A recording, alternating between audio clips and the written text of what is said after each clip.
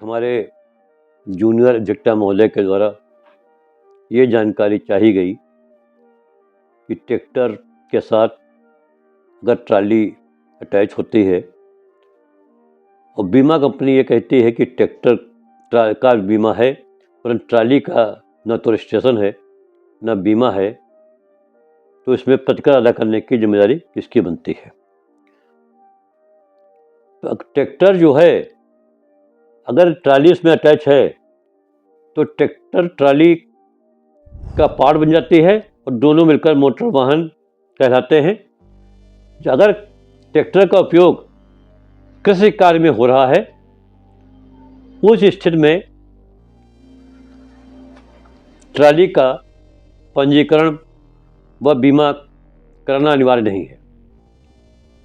अगर आप उसको कमर्शियल, अगर ट्रैक्टर का इस्तेमाल कमर्शियल कार्य में हो रहा है, उस स्थिति में ट्राली का रजिस्ट्रेशन व बीमा होना आवश्यक है। इस पर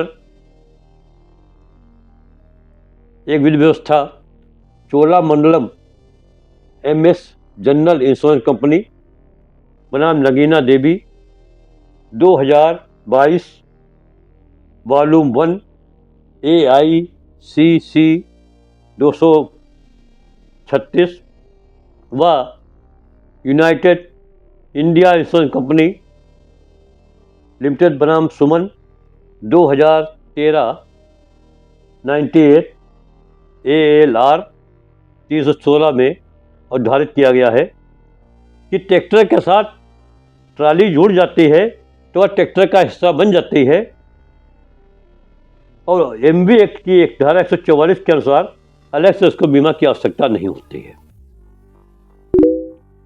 उसी एक व्यूअर ने हमसे ये भी पूछा कि अगर किसी वाहन का अंतरण ट्रांसफरी के पक्ष में होता है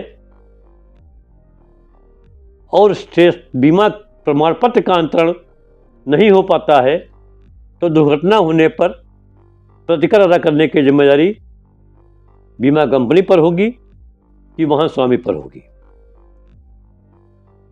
मोटर व्हीकल एक्ट की धारा 157 में स्पष्ट रूप से वर्णित किया गया है कि वाहन का अंतरण होते ही बीमा प्रमाण पत्र का अंतरण स्वतः माना जाएगा कि हो गया है, डीम्ड ट्रांसफर माना जाएगा।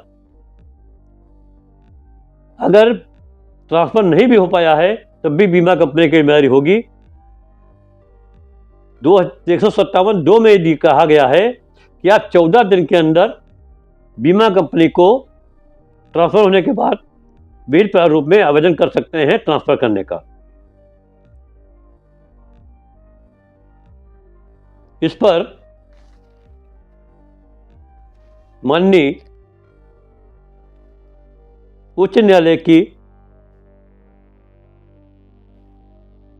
एक व्यवस्था है 2022 वॉल्यूम 1 AICC 232, उसमें स्पष्ट रूप से वर्णित 232 उसमें स्पष्ट रूप से वर्णित कहा गया है कि धारा 157 MV एक्ट स्पष्ट रूप से कहती है कि बीमित वाहन यदि हस्तांतरित होती है तो बीमा पॉलिसी भी उसी के साथ हस्तांतरित मानी जाएगी।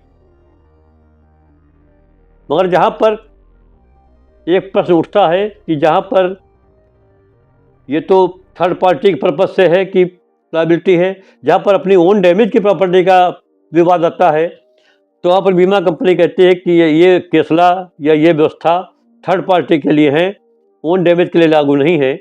तो वहाँ पर न्यायालय के दो व्यू हैं। कुछ न्यायालय मानती हैं कि यहाँ बीमा कंपनी की लायबिलिटी ओन बॉडी क्लेम देने के लिए है, कुछ हाई कोर्ट कहते हैं कि नहीं है। इस कारण ये मैटर माननीय सुप्रीम कोर्ट की लार्जर बेंच को रेफर किया गया है। अभी इसका जजमेंट आना शेष है। धन्यवाद।